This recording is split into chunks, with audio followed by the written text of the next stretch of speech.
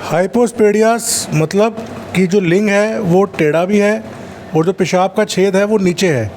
तो ये जो बच्चे हैं इनकी लाइफ बड़ी परेशान रहती है, क्योंकि नॉर्मली तो ये बीमारी जो हाइपोस्पेडियास की है ये बचपन में ही पकड़ी जाती है। बचपन में ही जो माँ बाप है, बच्चा पैदा होते ही दिखता है सामने कि जो बच्चा है उसका लिंग तो ठीक है पर उसका छेद जो है वो आगे नहीं है, नीचे है और लिंग में टेढ़ापन आता है।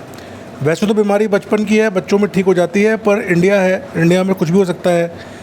बहुत सारे बच्चे हैं जिनके या तो माँ बाप ध्यान नहीं देते, या पैसे के अभाव में इलाज नहीं होता, या जानकारी ना होने के कारण, या डॉक्टर गलत सलाह दे देते हैं और ये अपनी पूरी जो बचपना है 15-16 साल तक इसमें निकल जाता है कि अपने आप ठीक हो जाएगा। अगर पेशाब का छेद आगे नहीं है, पेशाब का छेद नीचे है और लिंग टेढ़ा है, तो ये बीमारी अपने आप से ठीक नहीं होने वाली।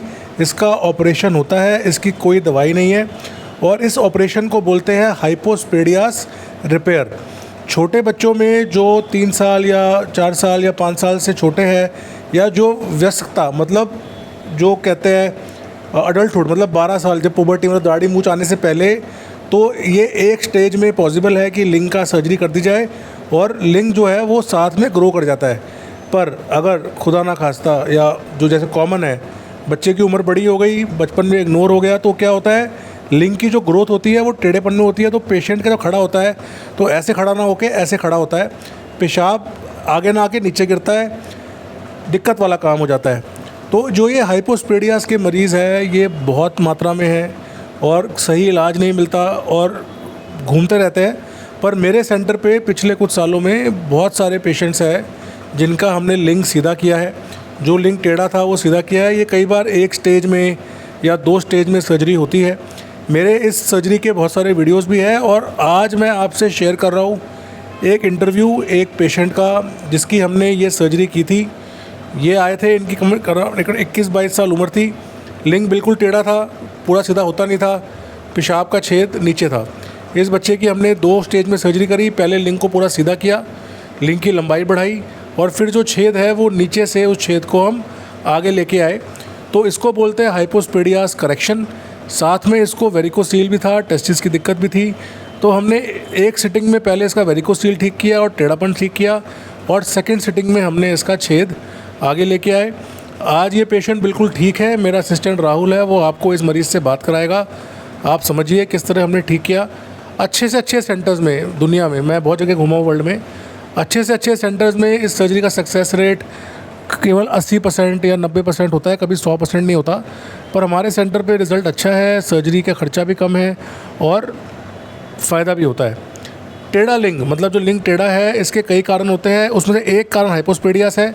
इसके अलावा CPC, पेरोनीज डिजीज़, चोट लगना, हर चीज़ का अलग अलग इलाज है और टेढ़े लिंग का हमारे क्लिनिक पे प्रॉपर साइंटिफिक सर्जिकल इलाज होता है। वीडियोस भी देख सकते हैं, वेबसाइट भी देख सकते हैं, पेशेंट्स के इंटरव्यू सुन सकते हैं, आएंगे तो मरीज़ से बात भी कर सकते हैं।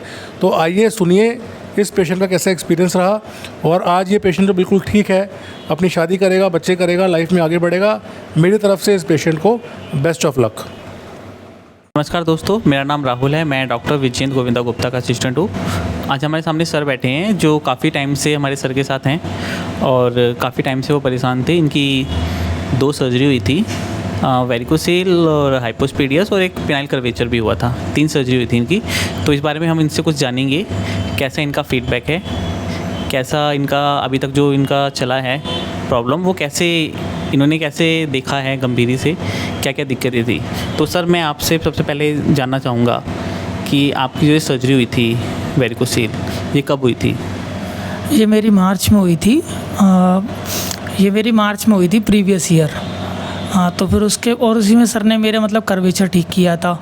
मेरे 4th ग्रेड की वेरिकोसील थी और लेफ़्ट साइड में थी 4th ग्रेड की वेरिकोसील और राइट साइड में थी मेरी 3rd ग्रेड की वेरिकोसील। तो उसके लिए सर ने कहा था कि वो आपके सपोर्टर और दवाइयों से ही सही हो जाएगी। और 4th ग्रेड की वेरिकोसील का मेरा सर्जरी हुई थी और कर्वेचर की सर्जरी हुई थी उस टाइम पे। देन आफ्टर 1 ईयर फिर मेरा हाइपोस्पेडियास हुआ था, उसकी 2nd स्टेज हुई थी। तो उसमें मेरा जो आगे का रास्ता था वो पूरा बनाया था सर ने वॉशरूम के लिए। तो अब मेरा वॉशरूम वगैरह एकदम सही आ रहा है और जो टेढ़ापन था वो भी बिल्कुल सही है।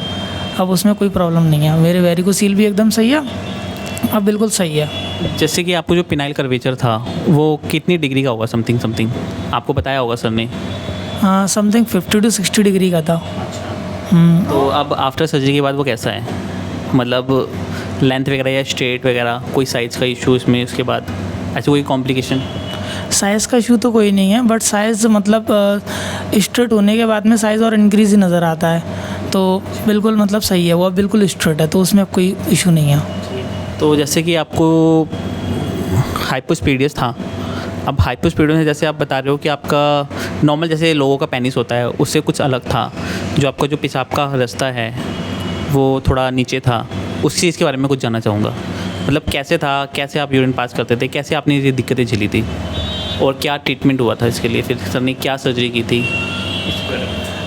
मेरा थोड़ा सा मतलब वो जो मेरा यूरिन का वो था होल, वो मेरा नीचे था, वो उसी की वजह से मेरा कर्वेचर हो गया था। तो उसमें ये था कि मेरा नॉर्मल पेनिस के अकॉर्डिंग मेरा थोड़ा अलग था बहुत, उसकी वजह से मेरी जो स्किन वगैरह थी वो चिपकी हुई भी आई थी बचपन से ही।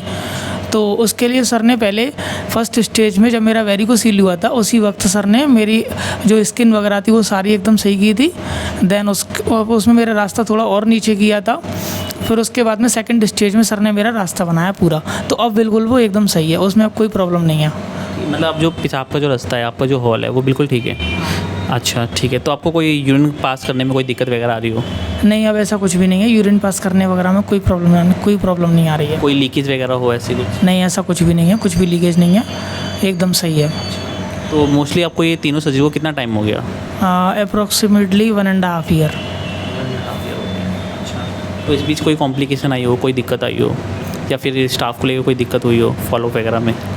नहीं, इसके बीच में कोई प्रॉब्लम नहीं आई थी और स्टाफ से रिलेटेड भी कोई प्रॉब्लम नहीं है। जस्ट बिकॉज ऑफ कि मैं जब भी कॉल करता था तो चंदन भैया या फिर राहुल भैया दोनों कॉल रिसीव कर लेते थे एंड इमीडिएटली व्हाट्सएप पे मेरे को मिल जाता था रिप्लाई वगैरह, तो उससे कोई इशू नहीं आया। अच्छा, तो मतलब इतने दिन हो गए आपकी सर्जरी को, आपने मास्टरबेशन इंटरकोर्स कुछ किया होगा, इस दौरान कोई दिक्कत आई हो आपको? मैंने अपनी फर्स्ट स्टेज के बाद में जो मेरी फर्स्ट सर्जरी हुई थी प्रीवियस ईयर, मैंने उसके बाद में अप्रॉक्सीमेटली उसके मैंने 3-4 महीने बाद मैंने इंटरकोर्स किया था, तो मुझे उससे कोई प्रॉब्लम नहीं आई। देन मास्टरबेशन भी 1-2 बार हुआ, बट अब कोई प्रॉब्लम नहीं है मेरी। हाँ, डिस्चार्ज वगैरह सब ठीक हो रहा है? हाँ, डिस्चार्ज वगैरह सब एकदम सही हो रहा है, कोई प्रॉब्लम नहीं है। अच्छा, मतलब कोई दिक्कत नहीं आ रही है। ये रिकवरी में आपको कितना टाइम लग गया, जो पेरोनीस सर्जरी हुई थी आपकी और हाइपोस्पीडियस हुआ था, इसमें कितना टाइम लग गया आपको रिकवरी में? हाँ, अप्रॉक्स 1 मंथ लग गया इसमें पूरा, क्योंकि 15 दिन नली डली रही थी, फिर उसके बाद में फिर CIC वगैरह करना, तो ये पूरा प्रोसेस ही 1 या 1.5 महीने का था। उसमें सारे घाव वगैरह सब कुछ ख़त्म हो गए, देन वो 1-1.5 महीने बाद बिल्कुल सही हो गया। कुछ सर को लेके कुछ बात करना चाहूँगा, जैसे उनका फीडबैक कैसा था, सर का बिहेव कैसा है, कैसा लगा आपको? सर का बिहेव बहुत अच्छा है, मतलब ऐसा है कि वो किसी को डिमोटिवेट नहीं करते हैं, जस्ट लाइक अदर डॉक्टर्स। वो हम सबको मतलब डिमोटिवेट कर देते हैं कि आपके ऐसा है, आपका ये होगा, आपके इतना टाइम लग जाएगा इसमें, बट वो नॉर्मली सब चीज़ को ट्रीट करते हैं, चाहे कितनी ही बड़ी प्रॉब्लम हो, वो कोई मतलब उसमें वो नहीं करते हैं, ईज़िली उस चीज़ को हैंडल करते हैं एंड एक बहुत अच्छा फीडबैक देते हैं पेशेंट को, जिससे कि वो सेटिस्फाइड होकर अपने घर पे जाता है। जैसे कि आप बता रहे हो आपको पेरोनीस था, वो भी बाय बर्थ, जो आपको प्रॉब्लम थी वो बाय बर्थ थी, उसके बारे में आप क्या कहना चाहोगे? मतलब आपने कहाँ दिखाया? मैंने 2 साल पहले दिखाया था, मुझे इसके बारे में पता ही नहीं था। मुझे सडनली जब मैंने सबके साथ में वॉशरूम वगैरह किया तब मुझे इस चीज़ के बारे में वो हुआ रियलाइज़ कि हाँ यार ये हमारे प्रॉब्लम है। बट फिर मेरे वेरिकोसील भी हो गई थी, उस टाइम पेन होता था, तो मैंने आगरा में दिखाया था 3-4 डॉक्टर्स को। और उसके बाद में वहाँ पर क्या था कि सब बिना मतलब में बस डिमोटिवेट करना जानते थे और फालतू की बातें कि ये कर लो वो कर लो। फिर मैं लास्ट में यहीं पे आया, मैंने यूट्यूब से पता किया, तब देखा कि यहाँ का मुझे रिव्यू अच्छा लगा, देन मैं यहीं पे आया। जैसे आप फर्स्ट टाइम आए होगे, आपने बताया होगा सर को कि मुझे हाइपोस्पीडियस है, तो सर ने एग्जामिनेशन भी किया होगा, तो सर का क्या कहना था, उन्होंने क्या कहा आपको, क्या राय दी थी? मुझे तो पता ही नहीं था कि मुझे हाइपोस्पीडियस है, मेरे को तो इसका नेम ही नहीं पता था। जब मैं सर के पास आया था तब सर ने बताया था कि इसकी तुम्हारी जो स्किन वगैरह है, इसमें जो खाल वगैरह है वो थोड़ी नीचे की जाएगी, यानी ये तुम्हारे हाइपोस्पीडियस की प्रॉब्लम है, ये बचपन से ही आती है मोस्टली। और वेरिकोसील आपके 4th ग्रेड की है, वो आप अल्ट्रासाउंड कराया हो, देन सब कुछ क्लियरिफाई हो जाएगा। फिर सर ने कहा था कि 3rd ग्रेड की वेरिकोसील मेडिसिन से ही ठीक हो जाएगी, उसके ऑपरेशन की नीड नहीं है। जैसे कि अब आपकी स्टेज 1 और स्टेज 2 दोनों सर्जरी हुई है, इस बीच आपका कितना डिस्टेंस था सर्जरी में? 1 ईयर था, पूरा 1 ईयर का। कितना डिस्टेंस मान के लेके चला था सर ने? क्योंकि सर ने कहा था कि इस डिस्टेंस के बीच में जैसे कि पेनिस के लिए मालिश वगैरह भी करनी होती है, तो उससे क्या है कि स्किन बहुत जल्दी हील हो जाती है और बहुत अच्छी तरीके से वो मतलब टिश्यू एकदम सही हो जाता है, उसमें ब्लड रिकवरी मतलब ब्लड का फ्लो बहुत अच्छे से बढ़ने लग जाता है, तो उससे ये है कि पेनिस में इम्प्रूवमेंट ही आता है। तो अब कोई ऐसा तो कुछ नहीं जैसे इरेक्शन वगैरह हो, कोई कॉम्प्लिकेशन हो? नहीं, ऐसा कुछ भी नहीं है, इरेक्शन वगैरह और पहले से और ज़्यादा बेटर है। Okay, thank you so much.